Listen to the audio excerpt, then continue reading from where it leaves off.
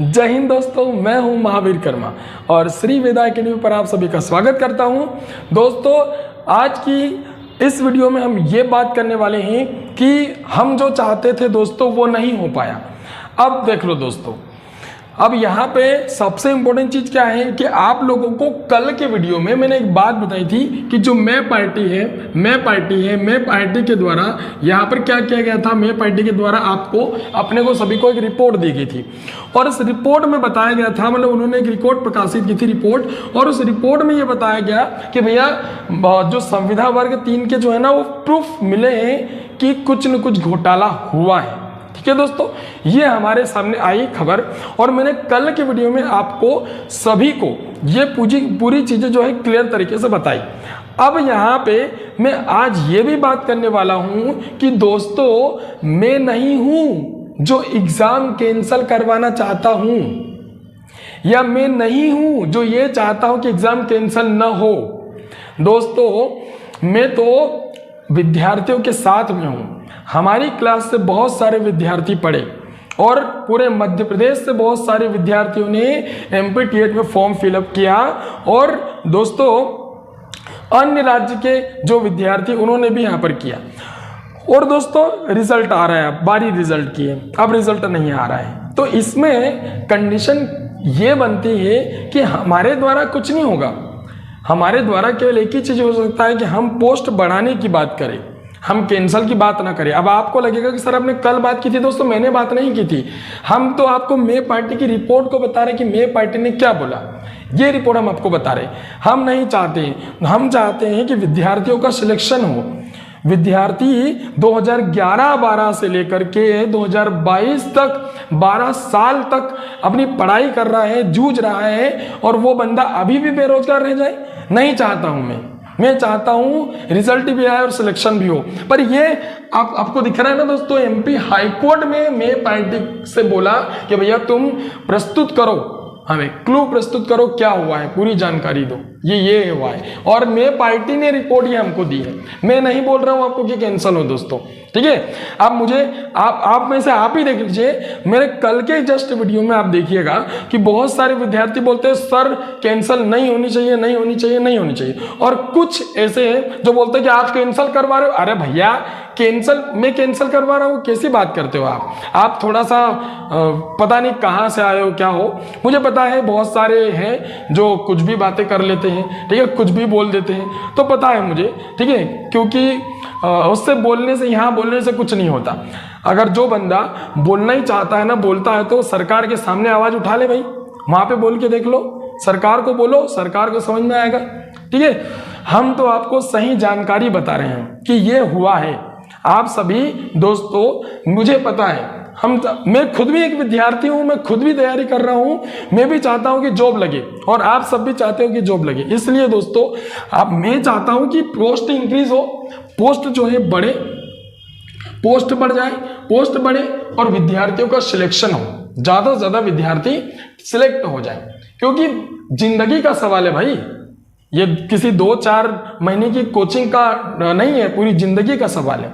मैं तो चाहता हूं बच्चों का सिलेक्शन हो।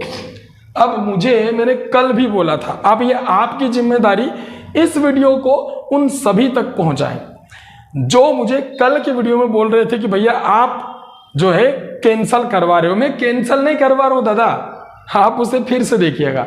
और दूसरी बात कि अगर मुझे एक बात बताओ कि जो बंदा ये बोल रहा है कि कैंसिल नहीं होनी चाहिए, मतलब उसके अच्छे नंबर आए हैं, वो बंदा नहीं बोल रहा है। पर जिस बंदे के नंबर कम आए हैं वो बोल रहा है कि कैंसिल हो जाए क्योंकि उसके नंबर कम आए हैं। अब यहाँ पे एक चीज और है कि तुम दोनों के बीच में एक वो बंदा है जिसने पेपर लीक करके अपनी वहां पे जगह बनाई है। तो दोस्तों वो आपकी सीट खा रहा है, आपकी सीट ले जा रहा है। आप इस चीज को समझिएगा, आप इस चीज को समझो।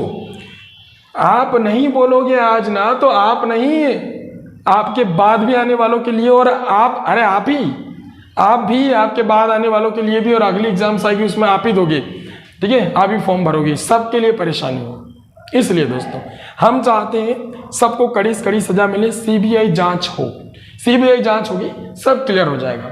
ठीक है दोस्तों, कितने पेपर लीक हुए हैं, कहाँ से हुए, किसने करवाए, सबको मिलना चाहिए उसका कुछ भी।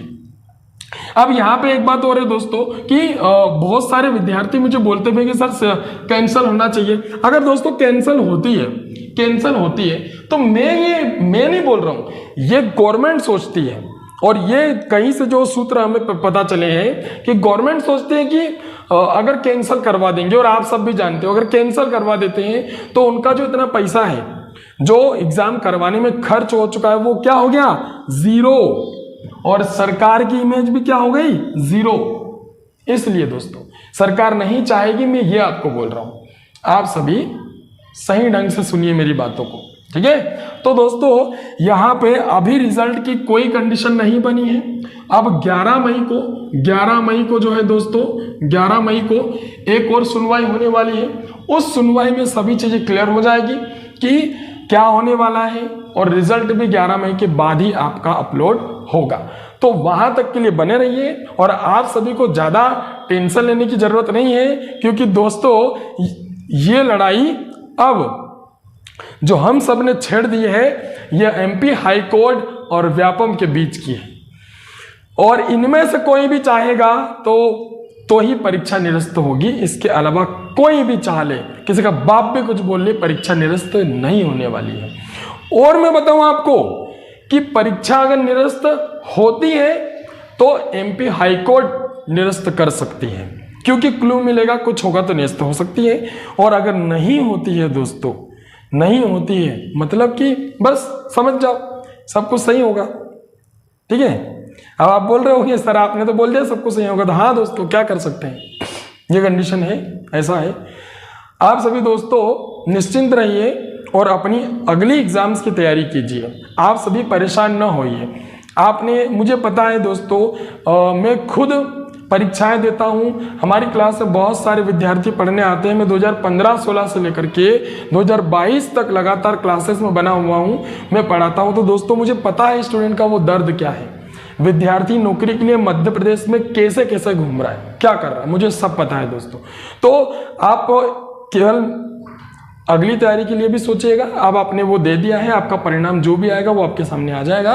अगर परीक्षा निरस्त होगी तो निरस्त हो जाएगी, रिजल्ट आएगा तो रिजल्ट आ जाएगा। आपने जैसा परफॉर्मेंस किया होगा वहां पर वो आपको चीजें मिलेगी। और दूसरी बात है दोस्तों कि आप अगली नई आने वाली एग्जाम्स की तैयारी कीजिए एमपी पटवारी के लिए। और एमपी पटवारी के लिए हमारे यहाँ पर रोज डेली शाम को 8 बजे मैथ्स की क्लास जो है वो अरेंज की जाती है यूट्यूब पर। तो आप सभी लाइव क्लास रोज 8 बजे देखिएगा और उसमें अपनी अगली तैयारी की प्रिपरेशन अच्छे से कीजिएगा। ठीक है दोस्तों, थैंक यू, धन्यवाद।